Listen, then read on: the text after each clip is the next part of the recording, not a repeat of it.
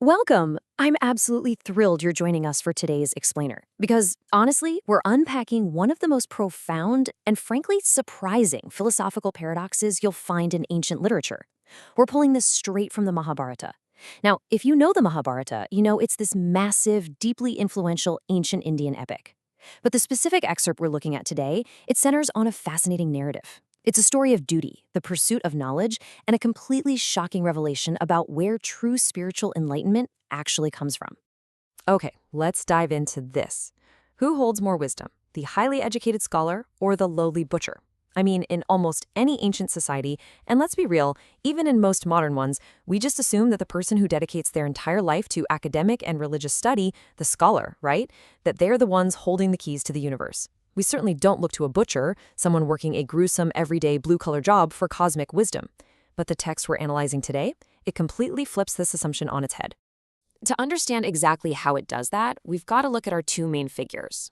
First up, we have the Brahmana.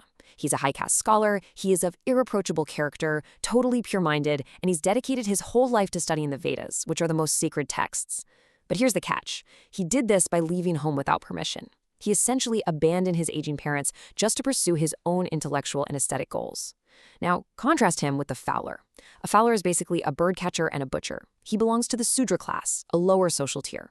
Yet, as the text reveals, this lowly fowler possesses an extraordinary extended inner spiritual vision. Why?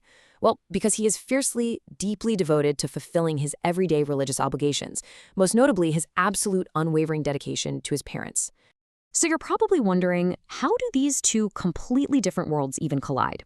Well, our learned Brahmana is actually sent on a journey. He's instructed by a self-restrained, truthful lady, who, by the way, is praised in the text purely for her devotion to her husband, to go to the city of Mithila.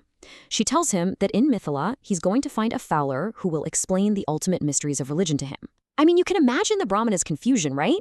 He has studied the most ancient divine texts in existence, yet he's being told that a literal butcher holds the answers he's looking for. But he trusts her words, and he actually seeks the fowler out. When they finally meet, the fowler doesn't just start quoting scripture. He doesn't engage in some high-level theological debate. Instead, he cuts right to the absolute heart of the Brahmana's personal life. He tells him, "O good Brahmana, thou hast wronged thy father and thy mother, for thou hast left home without their permission for the purpose of learning the Vedas." Just think about the weight of that statement for a second. The fowler is straight up telling the scholar that his supposedly holy pursuit of knowledge is actually rooted in a terrible moral failing. Now, what's really interesting about this is the real-world consequence of the Brahmana's actions, the absolute tragedy of it all. The text tells us that the Brahmana's ascetic and aged parents have become entirely blind from the grief of losing him. The Brahmana thought he was doing something elevated, something pure. But his selfish pursuit of abstract knowledge caused immense physical suffering to the very people he was most responsible for. All his aesthetic merit, all his religious devotion, the fowler is basically telling him it's become completely useless. And this brilliantly illustrates the fowler's core lesson. He says, "Return to the side of thy father and mother, and be quick and diligent in honoring thy parents. For I do not know if there is any virtue higher than this." The butcher is literally schooling the priest here. He is laying down the absolute foundation of spiritual merit.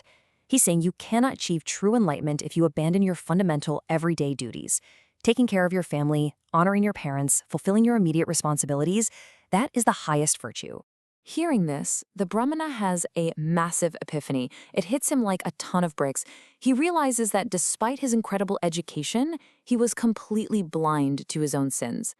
He admits that he was on the point of falling into hell, and that the fowler has literally saved him.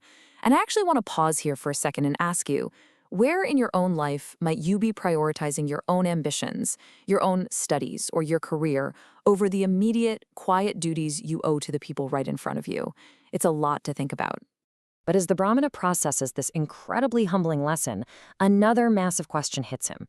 He says to the fowler, "As it is very difficult for a person born in the Shudra class to learn the mysteries of the eternal religion, I do not consider thee to be a Shudra." Basically, the Brahmana recognizes that this butcher isn't just wise. He possesses a divine understanding that just shouldn't be possible for someone in his social position. There absolutely must be a deeper mystery at play here. To explain this mystery, the text introduces a crucial concept, the fruition of past karma. The Brahmana suspects that the fowler's current state, living as a butcher in the Shudra class, isn't just some random accident of birth. It's the direct spiritual consequence of actions he took in a previous existence. And the fowler? He agrees. To prove it, he begins to tell the Brahmana the unbelievable story of his past life. Let's move to see how this builds, because this flashback is incredible. The fowler reveals that in his previous existence, he was exactly like the man standing in front of him. Step 1. He was a high caste Brahmana, an accomplished student, super well read in the Vedas and the Vedangas. Step 2. He befriended a king who was highly skilled in the science of archery. And step 3. Drawn by this friendship, he joined the king, his ministers, and his warriors on a massive royal hunting expedition near a hermitage. And here is where it all goes horribly, horribly wrong. The hunt is on. It's absolute chaos in the woods. The king's men are slaughtering deer left and right. The former Brahmana draws his bow, and he discharges a terrible arrow into the thick brush. But he doesn't hit a deer. Instead, he hears a loud, blood-curdling scream. Rushing over to the bushes, he finds he has unwittingly pierced a hidden Rishi, a revered sage of severe ascetic merit, right through the body. The former Brahmana is totally devastated. He falls to the ground, apologizing frantically, pleading that he did it unwittingly, begging the bleeding Rishi for a pardon. But the wounded sage is lashing himself into a furious rage. And with his immense ascetic power, the dying Rishi looks at the man and delivers a crushing curse. Thou shalt be born as a cruel fowler in the Shudra class. Just like that, with those exact words, his fate was sealed. His tragic mistake stripped him of his high status, condemning him to be reborn into the bloody, lowly trade of a butcher. So the crucial point is how this incredible flashback ties the entire text together. The fowler we see today is quite literally living out a curse. But, paradoxically, being stripped of his academic pride and forced into a humble, duty-bound life is exactly what gave him his immense spiritual vision. Through his meticulous devotion to his aging parents, which is the exact thing the current Brahmana neglected, the fowler achieved a level of virtue that all the Vedas in the world couldn't teach.